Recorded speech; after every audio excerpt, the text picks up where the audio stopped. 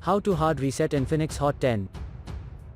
Step 1. Firstly, turn off the phone for it, hold down the power key and from appearing two options slide right the power off. Step 2. When the device completely light off, start pushing at the same time power plus volume up buttons until the Infinix logo pops up. Step 3. After take no command and another text shows up, press once a couple of volume up and power buttons.